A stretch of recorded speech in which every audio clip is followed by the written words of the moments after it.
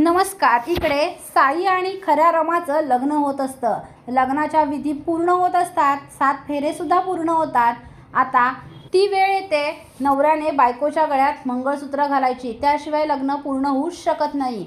आता साई हा मंगळसूत्र घेतो आणि आपल्या रमाच्या गळ्यात घालणार।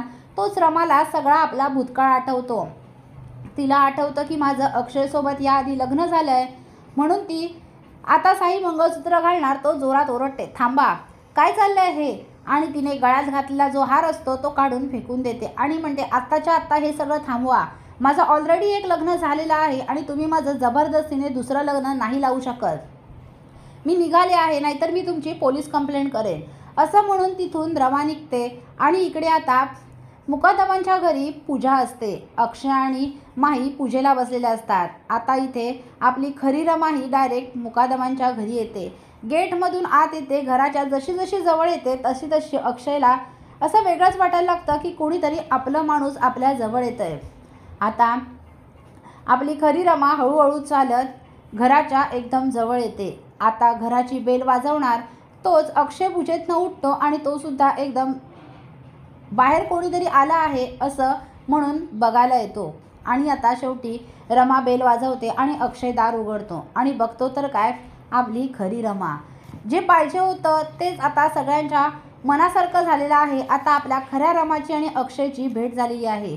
दार उघडल्याबरोबर लगेच रमा ही धावत आत जाते आणि अक्षयला मिठी मारते।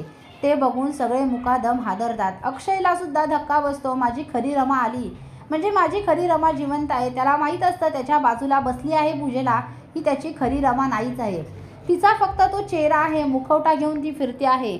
पण आता माझी खरी रमा आली आहे।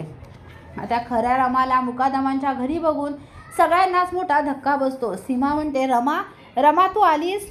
तेव्हा लगेच रमा म्हणते, हो आई मी आली। आता आपल्या खऱ्या रमाला सगळं आठवायला लागलेलं असतं। आता आपली रमा माहीकडे बघते आणि तिला मोठा धक्काच बसतो। ती अक्षयला म्हणते, अक्षय ही कोण आहे? आता सगळ्यांनाच धक्का बसतो की ही कोण आहे सांगायची। तेव्हा अक्षय तिची ओळख करून देतो, अगं ही तुझी हमशक्ल आहे, ही रमा नाही आहे, ही रमा बनून इथे राहत होती। हिचा खरा मुखवटा वेगळा आहे, ही तुझा मुखवटा घेऊन, खोटा मुखवटा घेऊन आपल्या मुकादमांच्या घरात ही राहत होती, पण ही माझी रमा नाही आहे, मी हे पहिल्याच दिवशी ओळखलं होतं। त्या ऐकून आता सगळेच मुकादम, सीमा, पार्वती आजी, अभि, आनंदादास सगळेच हादरतात, कारण सगळ्यांना माहीत नसतं की अक्षयला माहीचं सत्य समजलेलं आहे।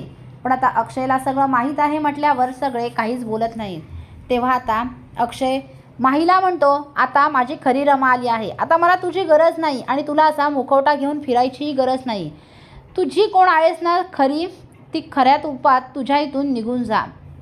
माही लगेच धावत स्टोअररूममध्ये येते। तिथे नैना बसलेली असते आणि नैनाला मिठी मारून रडते। नैना म्हणते, काय झालं? तेव्हा लगेच माही म्हणते, अगं अक्षयची खरी रमा आली आहे आणि त्याने मला आता तिथून हाकलून दिलं आहे। ते ऐकून नैनाला देखील मोठा धक्का बसतो। आता आपली खरी रमा आल्याबरोबर अक्षयने माहीला हाकलून दिलेलं असतं। पुढील अपडेट पाहण्यासाठी व्हिडिओला लाईक आणि चॅनलला सबस्क्राईब करायला विसरू नका। थँक्यू।